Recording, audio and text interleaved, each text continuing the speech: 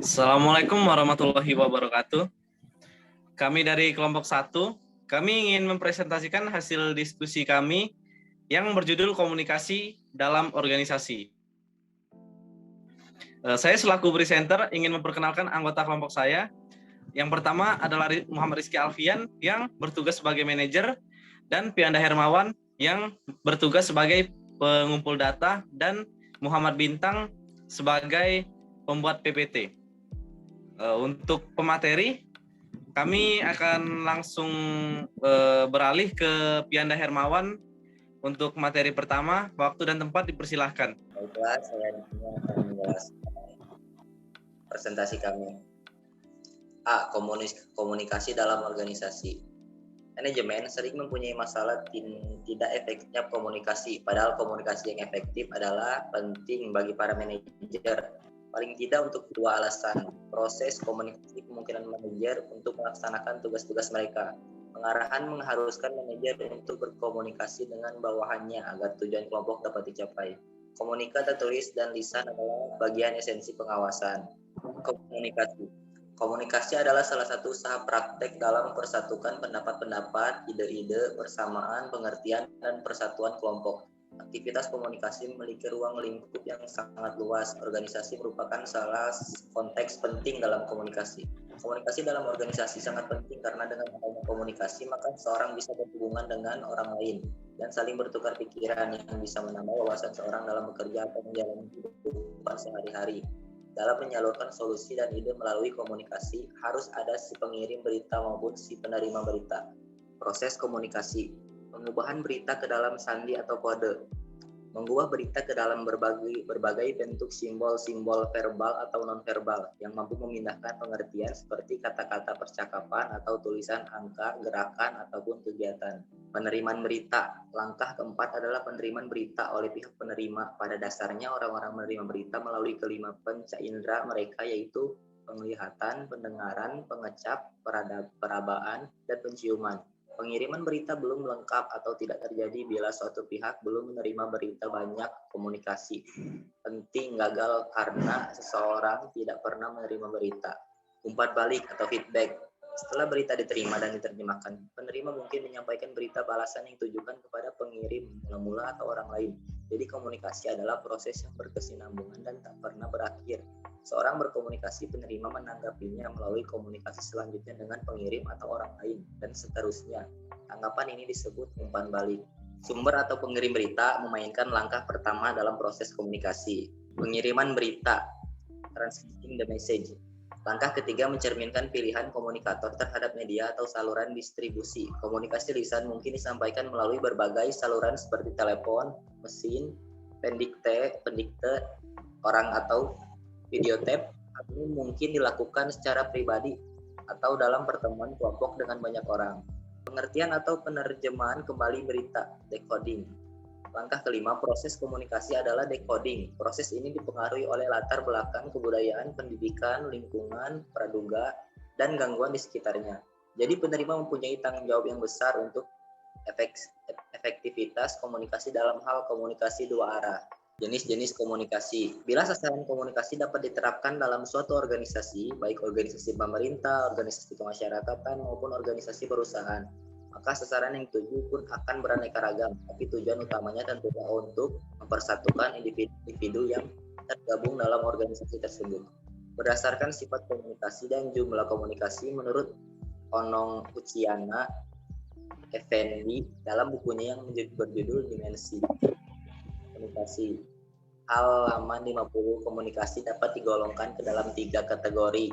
Komunikasi kelompok. Pada prinsipnya, dalam melakukan suatu komunikasi yang ditekankan adalah faktor kelompok, sehingga komunikasi menjadi jauh lebih luas. Dalam usaha menyampaikan informasi, komunikasi dalam kelompok tidak seperti komunikasi antar pribadi. Yang kedua, komunikasi antar pribadi. Komunikasi ini penerapannya antara pribadi atau individu dalam usaha menyampaikan informasi yang dimaksudkan untuk mencapai kesamaan pengertian sehingga dengan demikian dapat tercapai keinginan bersama. Yang ketiga ada komunikasi massa. Komunikasi massa dilakukan dengan melalui alat, yaitu media massa yang meliputi media cetak dan elektronik. Jaringan komunikasi yang mungkin dirancang kaku, seperti bahwa karyawan dilarang berkomunikasi dengan siapapun kecuali atasannya langsung. Saluran komunikasi dalam organisasi. Pemahaman yang lebih baik tentang komunikasi organisasi dapat diperoleh dengan mempelajari arah-arah dasar gerakannya yang tampak dengan terbentuknya saluran-saluran komunikasi. Proses komunikasi. Proses komunikasi terbagi menjadi 3, yaitu komunikasi vertikal. Komunikasi vertikal terdiri atas komunikasi ke atas dan komunikasi ke bawah sesuai dengan rantai perintah.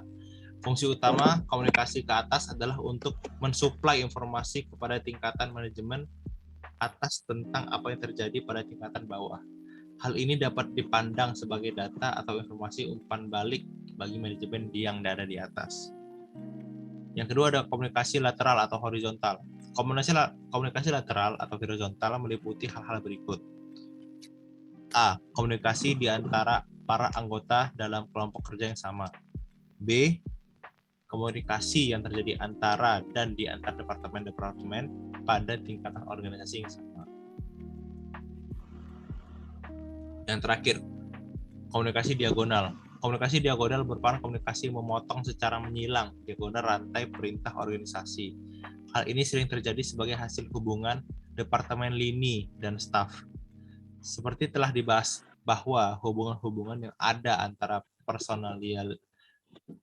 antara lini dan staf dapat berbeda-beda yang akan membentuk beberapa komunikasi diagonal yang berbeda-beda pula. Hambatan-hambatan terhadap komunikasi efektif. Komunikasi adalah vital, tetapi komunikasi sering tidak efektif dengan adanya kekuatan-kekuatan dari luar yang menghambatnya. Berikut ini akan dibahas hambatan-hambatan terhadap komunikasi yang efektif tersebut dengan dikelompokkannya sebagai hambatan-hambatan organisasional. Ada 3 hambatan organisasional, yaitu tingkatan hierarki. Bila suatu organisasi tumbuh, strukturnya berkembang akan menimbulkan berbagai masalah komunikasi. Wewenang manajerial. Tanpa wewenang untuk membuat keputusan, tidak mungkin manajer dapat mencapai tujuan yang efektif. Dan yang terakhir, spesialisasi.